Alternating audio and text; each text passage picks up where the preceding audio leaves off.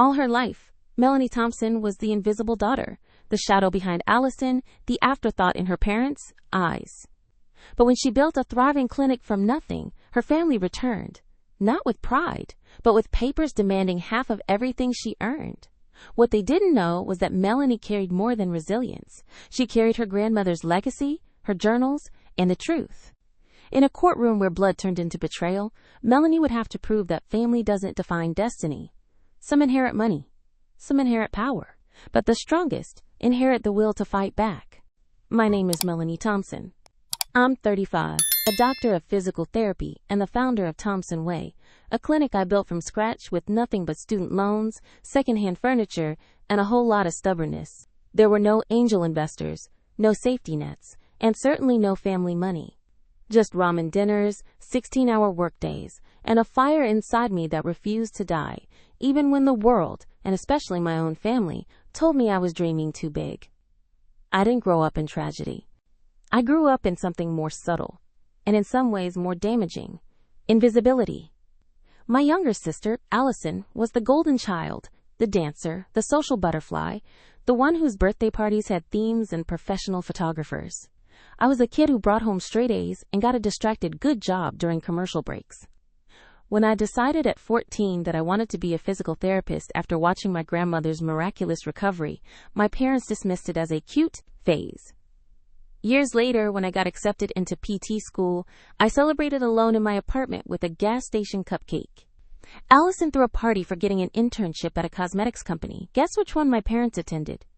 But this story isn't about resentment, not really. It's about boundaries. It's about what happens when you finally build something meaningful, only for the very people who once belittled your ambition to show up with their hands out.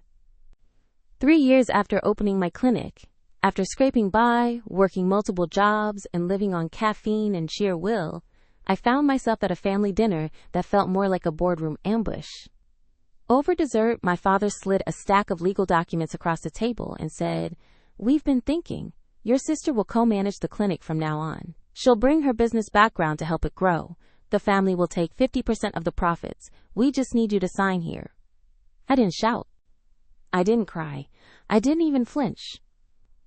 Instead, I opened my briefcase, pulled out a copy of my company's bylaws, and turned to Clause 3.2, the one I had written years earlier, just in case this very moment ever came. The one that legally locked them out of everything they were now trying to claim. My father's face turned ghost white. Allison looked like she'd been slapped. My mother began to cry. They called me ungrateful, said I was tearing the family apart, accused me of choosing money over blood. But it wasn't about money. It was about protecting the thing I'd built, every brick of it laid with exhaustion, late nights, and sacrifice from people who hadn't lifted a finger until it became profitable. It was about drawing a line in the sand and saying, "This far, no further." What followed was a year of emotional warfare, passive-aggressive texts, fake online reviews, veiled threats, guilt trips, and even a competing clinic bearing the Thompson name, all aimed at pressuring me to give up control. But they didn't break me. Instead, they taught me one of the most important lessons of my life. Sometimes, the strongest boundaries must be drawn with the people you love the most. This is my story, not just of building a clinic, but of reclaiming identity, drawing hard lines, and turning pain into power. And if you've ever built something while everyone doubted you, only to watch them show up once it's thriving, then maybe this story is yours too. Long before I was a business owner or even a physical therapist, I was the other daughter. Growing up in a tidy middle-class suburb of Grand Rapids, Michigan, my family looked perfect on paper. My father, Richard, worked in logistics. My mother, Susan, managed the household and the church's community programs. My younger sister, Allison, was the star, the kind of child parents loved to parade around, energetic, charming, and the poster girl for every school fundraiser. And then there was me. Quiet, focused, obsessed with books and fascinated by anatomy diagrams I copied from borrowed library books. I didn't throw tantrums or demand attention. I got straight A's, did my chores without prompting, and never got suspended or caught sneaking out. I assumed, like any child would, that being the good kid meant I was loved the most. I was wrong. It started subtly. My science fair ribbons went unnoticed, while Allison's participation trophies earned her full photo. Spreads in the family scrapbook. When she twisted her ankle in 5th grade soccer, my parents missed my debate championship to sit with her in urgent care, even though I'd practiced my speech in front of them for weeks. At the time, I didn't feel anger, just confusion, and a growing ache I couldn't name yet. I didn't have birthday parties. You don't really like big crowds, do you? My mom once said as an excuse. Allison's birthday involved ponies. Literally. I used to think invisibility meant being forgotten. Now I understand it's more insidious than that. It means being remembered only when useful. Like when I had to help Allison with her math homework because you're the smart one. Or clean the garage while she went shopping for her homecoming dress. By 14, I found refuge in the pages of textbooks and in a growing fascination with the human body. When my grandmother fell and fractured her hip, I visited her every day at the rehab center. I was riveted by the woman helping her stand again, the physical therapist. The way she guided my grandmother's fragile body with firm compassion, her voice both clinical and warm, it was the first time I saw science and humanity combined. That was the moment I found my why. I went home and told my parents I wanted to be a physical therapist. My mother didn't look up from her grocery list. That's nice, dear. My father chuckled. You? Medicine? That's expensive, and you're not exactly a math whiz. I had an A in algebra too. But arguing facts against assumptions never worked in our house. So I stopped sharing. I studied alone, applied to college without help, took on part-time jobs to save up for tuition. When I got accepted into Michigan State with a partial scholarship, my parents were indifferent. My dad told me, well, at least now you'll learn how tough the real world is. My mom said, we're proud of both our girls, as if lumping me into Allison's shadow was the best she could do. I later learned they had a college fund, but it went entirely to Allison, who really needed it to get her business degree. My dreams were a hobby. Hers were an investment. By senior year, I was juggling 3 jobs. Barista in the morning, library desk assistant during the day, waitress at night. I slept on a futon with a missing leg and considered instant noodles a balanced meal. But I made it work. I graduated with honors. And nobody came. Not because they couldn't, but because Allison's boyfriend had just proposed, and they were helping her plan the engagement party. They said they'd send flowers. They didn't. My relationship with my family didn't fracture all at once. It cracked slowly under the pressure of decades of unequal treatment until one day I realized something heartbreaking. I wasn't invisible. I was simply not worth investing in. Still, I wasn't bitter. I just got quieter, more determined. I learned how to navigate life with low expectations and high standards for myself. It's funny, being overlooked taught me skills that would later save my business. I became independent, resourceful, fiercely self-reliant. I didn't expect help, so I learned how to help myself. I didn't wait for validation, so I learned to validate my own progress. But deep down, a wound lingered, not of neglect, but of being consistently underestimated. So when I finally stood on that clinic floor, drill in one hand and blueprint in the other, I wasn't just building a business. I was building proof. Proof that I was capable. Proof that I mattered. Proof that even the invisible daughter could become someone impossible to ignore. Success didn't arrive overnight. It tiptoed in quietly after years of backbreaking work. When Thompson Way Physical Therapy finally broke even, I didn't celebrate. I reinvested. When I hired my first employee, I didn't brag. I bought her a proper desk. Growth came incrementally, with no fanfare. But eventually, it became undeniable. My clinic wasn't just surviving, it was thriving. That's when the tone of my family's conversations started to change. It began with innocent comments, or what seemed like it. At a Sunday dinner, my father casually referred to Thompson Way as our clinic while talking to an old family friend. I blinked. Did I mishear him? Later, my mother started saying things like, "We've built such a good name in this town, and it's great to see our family business getting recognition." There were no photos of the clinic at their house, no mention of my work for years. But now that it was in the newspaper, suddenly it was ours. I told myself not to overreact. Maybe they were just proud. Then came Allison. She started showing up to support my events. She arrived at the clinic's second anniversary celebration, wearing a power suit and handing out her business card for a job she didn't yet have. She'd whisper to guests, "Oh yes, my sister and I are building this place together," with a charming laugh that grated like sandpaper. When I confronted her gently afterward, she waved it off. "Relax, Mel. I'm just helping you network. It's not like I'm lying." That was the moment I felt it. Not the stab of betrayal, but the slow crawl of intrusion. At first, I still made excuses for them. I wanted to believe their newfound interest was genuine, that maybe, after all these years, they were finally seeing me. But deep down, I knew better. Recognition had come only after profitability. It wasn't pride, it was possession. The next red flag was a request. "Your Uncle Robert wants to talk to you about franchising," my father said over dinner one evening, as if he were offering a helpful lead. "He knows business. He could help you expand." I hadn't asked for help. I had just expanded successfully on my own. "I'm not looking to franchise right now," I said carefully. My father frowned. "Melanie, don't be so defensive. We're just trying to help you reach your potential. You've built something great, but you're not a business expert. That's Allison's field." It always came back to Allison. At Christmas, my mother handed me a card that read, "To our ambitious daughter, may you continue to make us all proud." On the back, she had handwritten, "Let us know when you're ready for us to really help take things to the next level." I smiled politely. But inside I was screaming. Help, in their world, didn't come without ownership. They weren't offering support. They were sniffing for opportunity.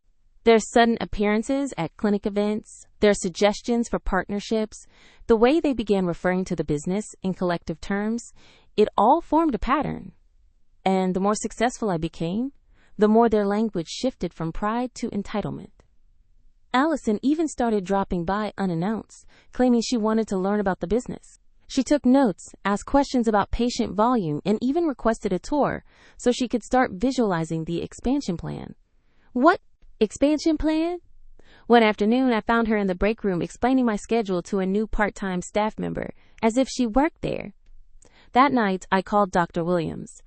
"They're circling," I said, "and I think they think it's already theirs." Her response was swift and sober. "You need to lock everything down, now." She referred me to an attorney, Lisa Abernathy, who specialized in protecting small business owners from internal threats. I didn't know then how prophetic that advice would be. I only knew that the warmth of family support was starting to feel like the first gust of a coming storm. The final red flag, the one I couldn't ignore, came during a phone call with a longtime referring physician. He asked casually if I was really planning to hand over half the business to my sister. "That's what your mom told my wife at church," he said. I figured it was just chatter, but I wanted to make sure. Half the business. I hung up the phone, heart pounding. The narrative had already begun, and I hadn't even been consulted.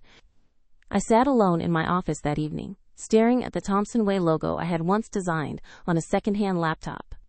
The name meant something to me. Not because it was my family name, but because it had become a symbol of everything I had fought for. And now, that name was being used as a Trojan horse to force their way in. It wasn't just about pride anymore. It was about protection. Because the red flags weren't just warnings. They were a declaration. And I realized, with chilling clarity, what they were really trying to do. Rewrite the story and erase the author. It wasn't just the present I was trying to protect. It was the version of me that had been ignored for decades. The teenage girl in the library stacks, photocopying anatomy textbooks, because we didn't have internet. The undergrad working 3 jobs while Allison got a new car for her internship commute. The daughter who watched her parents beam with pride, not for her doctorate, but for her sister's social media following.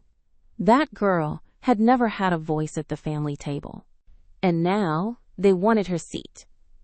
The past came rushing back in fragments, the clipped responses to my achievements. The way my father once told me, "You're smart, but you're not exceptional." The way my mother had said, after I passed my boards, "That's nice, but Allison just got a promotion." It was a constant pattern of minimization dressed up as realism.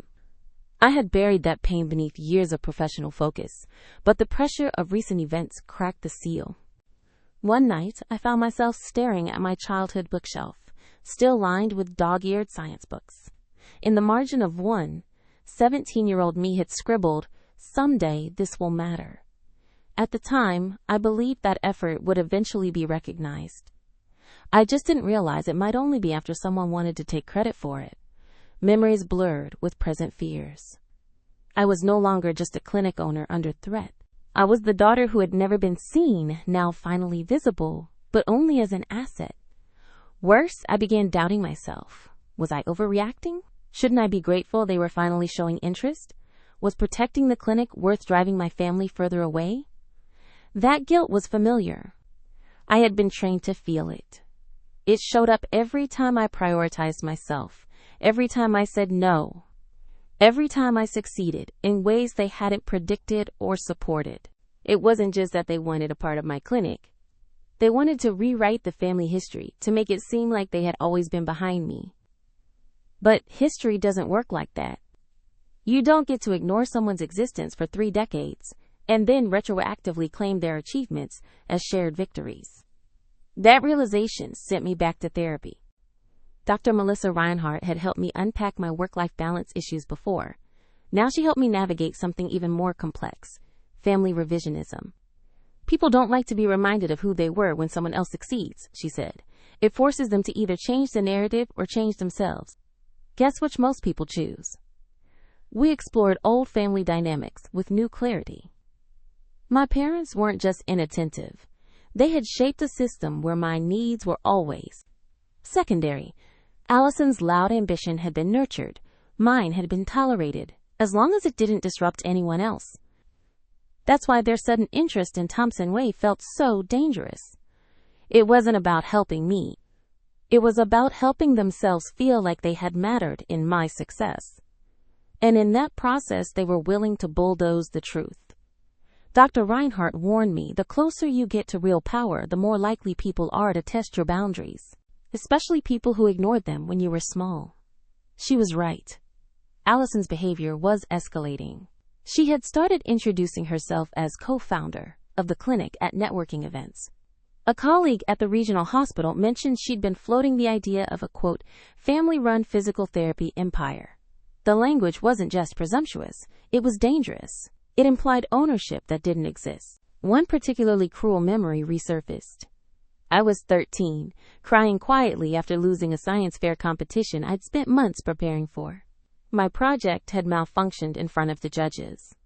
My father walked past me in the hallway and said, without slowing down, "If you're going to cry every time something doesn't go your way, you're not cut out for real success." I had internalized that moment, made it my compass. Don't cry, work harder. But now the tears came, not out of weakness, but from finally seeing that I had never been the problem. I hadn't been too emotional or too ambitious or too stubborn. I had simply been unprotected. Until now. This time I wasn't powerless. I had legal counsel. I had staff who respected me. I had a practice built on principles, not handouts. And most importantly, I had documents, operating agreements, bylaws, and a business structure that didn't allow for family favors. Still, the weight of memory made it hard to breathe. One afternoon, while reviewing treatment plans, I froze, mid-sentence, mid-thought. A patient asked if I was okay. I smiled weakly and excused myself. In the bathroom mirror, I saw not a founder, not a doctor, but a frightened daughter, bracing for another round of emotional erosion. I whispered to my reflection, "You are not that girl anymore." It became a mantra, a shield. Because the whispers from the past weren't just memories, they were tests. Tests of how much I'd grown. Tests of whether I'd betray myself again to keep peace at the dinner table. And the answer, finally, was clear. The invitation came like any other. Family dinner this Saturday, 6 p.m. Important discussion about the future. Please confirm. The wording was off. No emojis. No usual passive-aggressive hinting. Just clinical, as if sent by a secretary. My mother rarely bothered with punctuation, let alone formal phrasing. I read it twice, then a third time, before replying, confirmed. But something felt off. I called her. What kind of future discussion? Oh, just ideas your father and Allison have been thinking about, she said, her tone sugar-sweet but rehearsed. Don't worry, sweetheart. We're all just so proud of you. I hung up, my stomach tight. Dr. Williams was blunt when I shared the story. They're not inviting you to dinner. They're inviting you to surrender. She handed me a card. Call this woman, today. Her name is Lisa Abernathy. She's the reason I still own my practice. Lisa was sharp. Within 1 hour, we had reviewed my entire corporate structure. She nodded with approval. You've done most of the hard work. Now let's prepare for the hard conversation. She helped me draft counter documents, not to sign, but to show that I wasn't just some passionate clinician. I was a founder with teeth. Saturday arrived. I wore the same blazer I'd worn for the magazine interview, not for vanity, but for armor. I carried a slim briefcase, inside copies of Clause 3.2 and all supporting documents. When I pulled into the driveway, Allison's BMW was already there. She opened the door before I knocked, her smile tight, her pearls too perfectly placed. Glad you made it. Mom's made your favorite pot roast. The living room was staged like a sitcom. Wine glasses, candles, a manila folder on the coffee table. We made small talk. Or rather, they made it. I listened.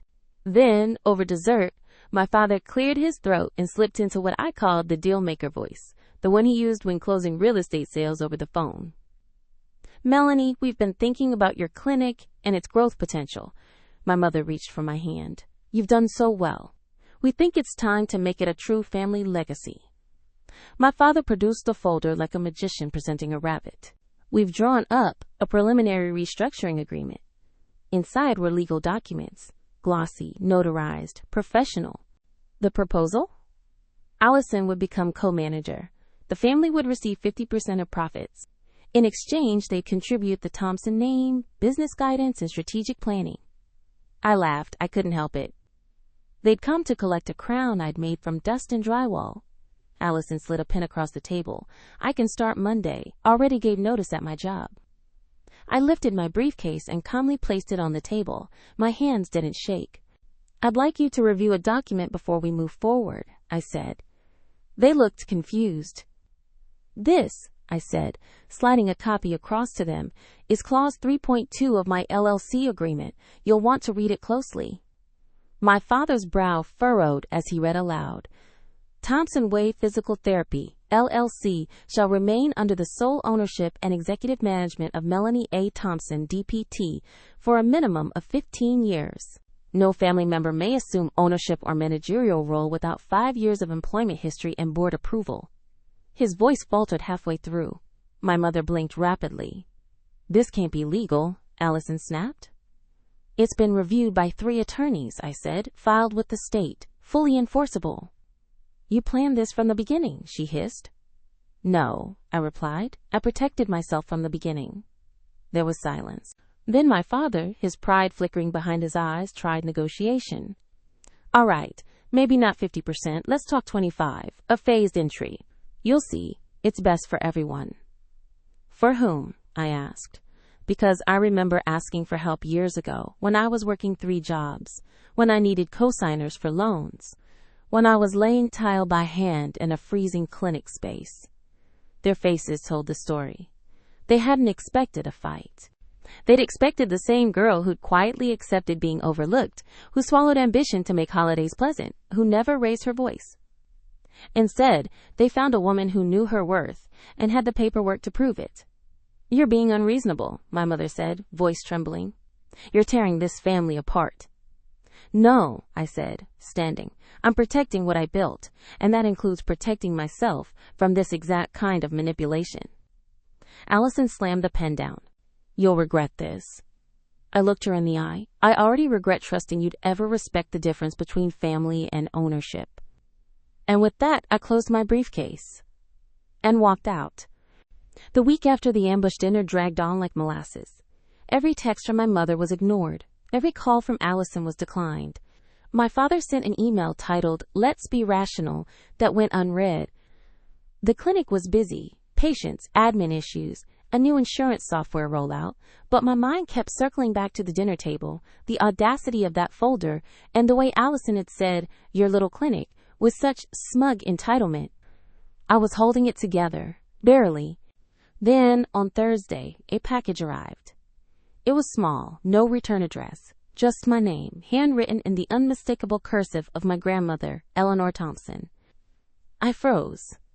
She had passed 5 years earlier, a quiet, graceful woman who had raised 3 children and outlived 2 husbands. She had always been kind to me. Quiet but kind. While my parents offered critiques and warnings, Grandma offered smiles and ginger tea. The envelope inside was yellowed, sealed with red wax. My name again, in that same delicate script. Melanie, to be opened when you need courage. I opened it slowly, hands trembling. Inside was a letter. My dearest Melanie, if you're reading this, it means you've come to a moment I always feared would arrive, when the people you love the most have forgotten how to love you in return. I wish I could be there in person, handing you this note with a cup of chamomile tea and one of those dry oatmeal cookies you pretend to like for my sake. I've watched you your entire life. The way you stay silent when overlooked, the way you work twice as hard for half the praise, the way you carried your family's weight with little recognition. You've always been the strong one, but strength doesn't mean carrying everything alone. Your parents love you in their way, but they've never truly seen you. Not the way I have. You're not just brilliant, Melanie. You're brave. And bravery isn't just starting something hard. It's continuing it when everyone around you wants to take it away. I know your dreams scare them. You've become something they don't understand. A woman who created herself on her own terms. That kind of independence terrifies small minds. So I made arrangements. Inside this package, you'll find documents I had drawn up before I passed. A small trust in your name. Nothing extravagant, just enough to make a difference someday. But more importantly, it includes my journals. The ones no one knew I kept. You'll find pieces of me in them. The parts one couldn't speak aloud when I was alive. Fears I buried, regrets I carried. And the quiet rebellion I passed on to you. Let them talk. Let them scheme. You don't need their approval. You never did. Because what you're building isn't just a clinic. It's a legacy of your own making. And that, my dear, is more powerful than any family name. Always in your corner, Grandma Eleanor. I read it 3 times, then again. Each word felt like a balm on a wound I hadn't even admitted was bleeding. There was no check in the package, just documents for a trust account she had created, managed quietly by a lawyer in Traverse City. Enough for a future expansion, a staff scholarship, or maybe just a safety net if things ever went sideways again. But the money wasn't the real gift. It was the validation. Someone had believed in me long before the magazine articles and community awards. Someone had seen me before I became successful. I spent the weekend reading her journals. They were filled with reflections on marriage, motherhood, womanhood, in a time when ambition wasn't welcomed. She wrote about feeling invisible, about raising children who took more than they gave, about watching my mother repeat the same patterns. In one entry, she wrote, I sometimes wonder if Melanie inherited my silence, but I hope she also inherits my resistance. It's time someone in this family breaks the cycle. I closed the journal and wept. For her, for myself, for the long line of women before me who had swallowed their brilliance. On Monday, I returned to work with a different kind of energy, not fiery, just unshakable. When my father called again that evening, I finally answered. Mel, he began, I just think we got off on the wrong. No, I interrupted. You got off on the wrong idea, and I'm done explaining myself. Click. I didn't owe them an education on boundaries. I owed myself protection. And thanks to Grandma, I now had both. It started with a knock at the clinic door. A courier handed Jamie a thick manila envelope addressed to Melanie A. Thompson, DPT. Inside, a formal notice of civil suit filed by the Thompson Family Holdings, alleging unjust exclusion from a family business, intellectual property misappropriation, and breach of familial trust. They were suing me for half of a business they'd never believed in, never funded, never helped build, and they were bold enough to do it publicly. The local paper picked it up within the week. Prominent local clinic faces ownership dispute with founder's family. The subtext was clear. Something messy was unfolding behind the polished doors of Thompson Way, and everyone wanted a front row seat. Patients whispered in waiting rooms. Referral sources hesitated. Even vendors asked cautious questions about ongoing litigation. Allison, ever the master of perception, gave a thinly veiled interview with a regional business blog. We've always viewed the clinic as a family endeavor. It's heartbreaking to see success drive such distance between loved ones. The comment section was flooded with sympathy for her. I wanted to scream, but screaming didn't win court cases. Preparation did. Enter Lisa Abernathy. My attorney, already battle-tested from years of small business defense, went into full war mode. "This isn't just about the business," she said during our first litigation prep meeting. "This is about setting a precedent. If they win this, it won't just be a loss of ownership. It's a message to every entrepreneur. If your family wants a piece, they can take it." The next 3 months were a blur of depositions, document discovery, witness statements, and legal briefings. Allison claimed to have contributed strategic input from the beginning. My father insisted he had provided business consulting in informal conversations. My mother submitted a character affidavit stating I was emotionally unstable and unfit to lead. The gloves were off. But I had something they didn't: evidence. Emails, financial records, clinic formation dates, bank loan applications, all traced a clear line from my solo labor to the thriving business now under siege. And then there was the ACE Grandma's journals. Lisa introduced them not as legal evidence, but as contextual character documents to refute the family's narrative. Pages where Grandma had written about my relentless drive, the lack of support from my parents, and her belief that I would one day need protection from those closest to her. The judge allowed them in. It was a turning point. Trial day. The courtroom smelled of old wood and tension. My parents sat behind the plaintiff's table, dressed like politicians. Allison wore a navy pantsuit and forced grief on her face, as if she were the victim. I sat flanked by Lisa and our paralegal, hands folded, heart pounding. The judge, a seasoned woman with sharp eyes and zero tolerance for drama, opened proceedings with a clear directive. This court is not here to mediate family disputes. We are here to determine the legitimacy of business claims under Michigan corporate law. Keep your emotions in check and your arguments factual. Allison's attorney began with emotional appeals. Family should be honored, he said. Their name is on the door. Their values shaped this clinic. To exclude them now is not only unethical, it is exploitative. Lisa stood and walked the court through a meticulous timeline: clinic formation, sole proprietorship conversion to LLC, official filings, and financials. She pointed out that at the time of incorporation, not a single dollar or signature from any family member appeared in any legal document. Then she turned to me on the stand. "Melanie," she said in one sentence, "tell the court why you created Thompson Way." I looked straight at the judge and answered, "Because I believed every patient deserved care from someone who saw them, not just their injury. And because I was tired of waiting for permission to prove my worth." Silence. Allison took the stand next. She insisted she had consulted on branding ideas and offered financial models during family dinners. Lisa, calm as ever, pulled up a series of text messages. Allison, 2017, "This clinic idea is stupid. You'll be bankrupt by 30. Allison, 2018, "Why don't you just marry rich instead of working like a mule?" Allison, 2020, "LOL, your patient flyers look like church bulletins." Each one read aloud. Her face flushed. The judge deliberated for just over 2 weeks. Then came the ruling. Thompson Way Physical Therapy, LLC, shall remain under sole ownership of Dr. Melanie A. Thompson. No evidence of material or financial contribution from the plaintiffs has been demonstrated. The court sees no grounds to reclassify the business as a shared family venture. Further, attempts to coerce ownership via familial pressure shall be considered undue influence, not legitimate business interests. Case dismissed with prejudice. I didn't cry. I exhaled. Allison stormed out before the judge even left the bench.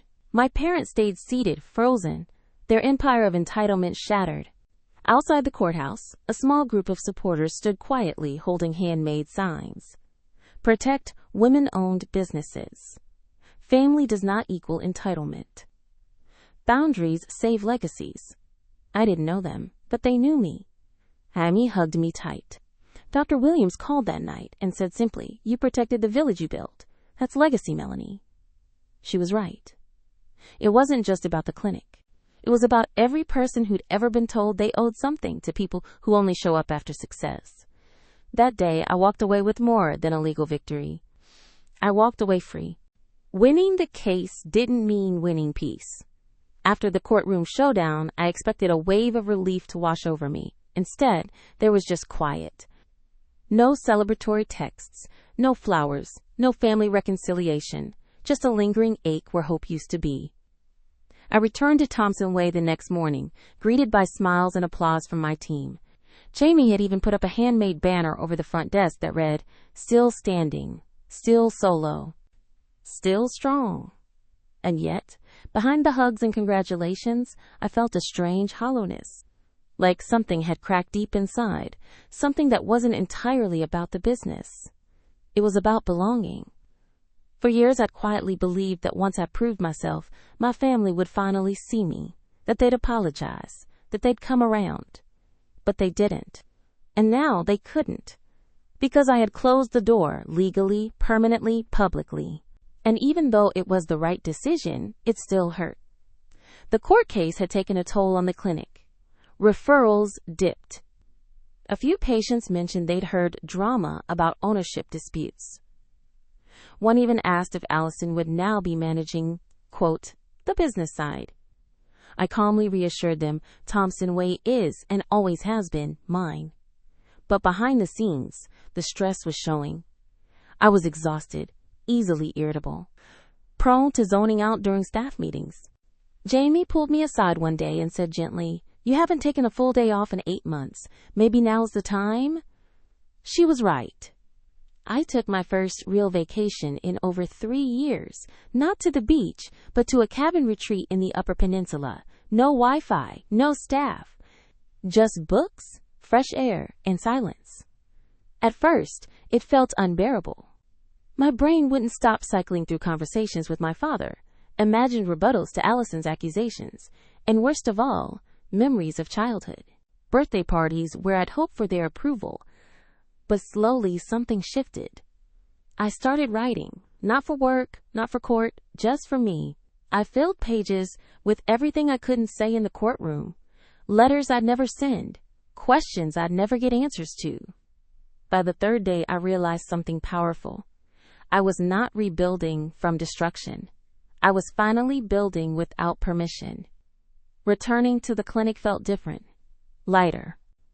My staff had stepped up beautifully in my absence.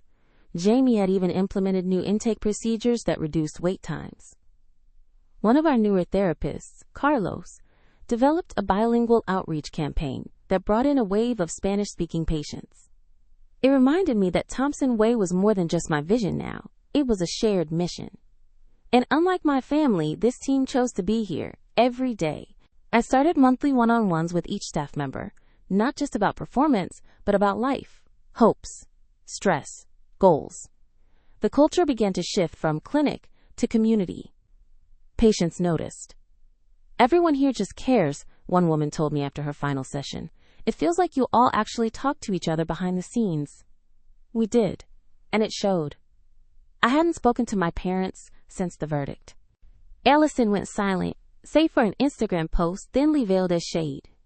"Build your own empire, or steal someone else's and call it legacy." Woman shrugging #family business. Classy. The silence from my parents was louder than shouting. I expected some olive branch, a note, a phone call, anything. What I got instead was a Christmas card. Just one line inside, "Still love you, even if we don't understand you." I didn't reply. Instead, I had dinner with Hamy's family that Christmas. Her daughter drew me a picture of Dr. Mel's superhero clinic. It now hangs on my office wall next to the court ruling in Grandma's last photo. Family is who shows up. 3 months later, I gave my first guest lecture at Michigan State's physical therapy program. The topic wasn't just clinical technique. It was how to protect your practice before it needs protecting. Afterward, 3 students waited to speak to me privately.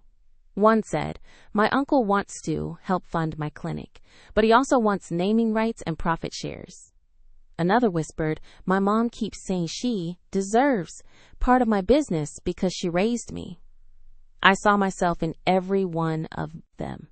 So I started mentoring. A few hours a month turned into a structured program built to stand. A mentorship circle for healthcare entrepreneurs, navigating family pressure, legal threats, and identity crises. It became a place to say the quiet parts out loud. I love my family, but I don't trust them with my dream. I'm scared they're right, that I do need them. I'm not selfish. I'm protecting my patients. The relief in the room each time was palpable. I stopped trying to repair relationships that had only ever existed on shaky ground. Instead, I picked up pieces of myself. I forgave the version of me that waited so long for their approval. I embraced the version of me that didn't flinch when they tried to take what wasn't theirs. I started dating again, a doctor from a neighboring practice, funny and respectful and uninterested in my net worth. I wrote essays. I got published. I even allowed myself to say out loud, for the first time, I'm proud of what I've built. Thompson Way didn't need the Thompson family. It needed vision, boundaries, and people who believed in the work, not just the reward. And most of all, it needed me, whole, grounded, and finally unafraid to draw the line. Because picking up the pieces isn't about going back to what was broken. It's about choosing what's worth keeping and building from there. There was no moment when it all felt finished. No single day when the wound stopped aching or when the courtroom showdown faded into irrelevance. Healing didn't come with fanfare. It arrived quietly, in the form of a handwritten thank you card from an 83-year-old patient who could walk her dog again. In the smile of a teenage intern who told me, I want to build something like this someday. In the warmth of a staff holiday dinner, my team laughing around a table, no blood ties, just chosen family where no one needed to prove they belonged. That's when I realized this was the legacy, not the name, not the building, not even the business, but the ripple effect of choosing integrity over ego, of building something that could not be taken because it lived in people, not paperwork. Nearly a year after the courtroom drama, a letter arrived at the clinic, addressed in my father's handwriting. I hesitated before opening it. Inside were 3 pages of carefully chosen words, apologies of a kind, reflections certainly, an admission that they had treated my dream like a liability until it became an asset. I still don't agree with how you handled things, he wrote. But I understand now why you had to. He didn't ask for forgiveness. He didn't request a stake in anything. He simply ended with, if you ever want to talk, just about life, I'm here. I didn't cry, but I did feel something loosen, like a knot untying itself after years. I wrote back, 1 page, short, clear. Thank you for the reflection. I'm open to rebuilding, slowly, respectfully, and separate from the business. Let's start with coffee sometime. The second Thompson Way Clinic reached full capacity in just under 18 months. We added pediatric care, neurological rehab, and mental health support services. I promoted Jamie to Director of Operations and mentored her successor. Patients sent holiday cards. Some sent their kids, their spouses, even their neighbors. Our clinic became a pillar, not just of physical care, but of community care. But more than that, something remarkable began to happen. The next generation started showing up. Young women of color. First-generation college students. Healthcare interns who'd never imagined owning something of their own. They looked at me the way I once looked at Dr. Williams, not just as a boss, but as a possibility. Built to stand, the mentorship program I founded evolved into a nonprofit. We offered legal workshops for solo practitioners, emotional support circles for those facing family pressure, and even startup grants, funded in part by our clinic's profits. Our mission wasn't just to protect practices, it was to reclaim narrative.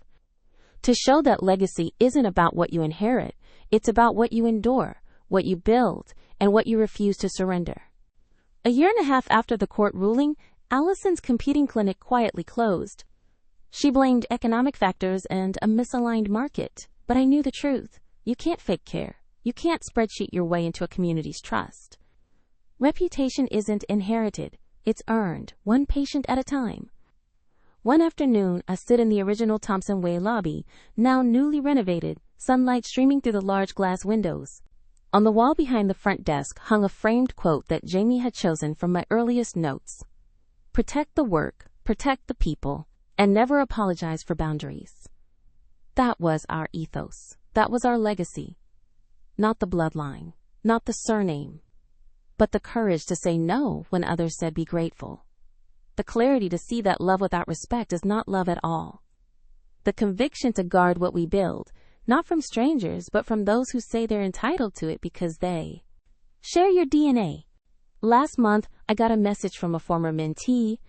Just opened my first clinic. First patient walks in tomorrow. Can't sleep, but I feel ready. She ended the message with, Clause 3.2 is hanging above my desk. Thank you for teaching me how to defend what I create. I smiled. The legacy wasn't just reclaimed. It had been reborn. I still carry that leather briefcase. Not because I expect more family interventions, but because it reminds me what's possible when you prepare with intention, act with courage, and refuse to negotiate away your worth. People sometimes ask if I ever wish my family had supported me earlier. Of course I do. But if they had, I might have leaned on them instead of building strength within myself. And then maybe Thompson Way wouldn't be what it is now. Not just a clinic, but a symbol. A symbol that legacy isn't given. It's fought for. It's claimed. And when necessary, it's reclaimed. Success isn't family property. It belongs to the one who earned it. Through grit, not genetics. Sometimes the hardest battle isn't against competitors, but against the people you once called home. Have you ever had to protect something you built from your own family? Subscribe for more true stories of quiet strength and bold boundaries. Share your story in the comments. You're not alone.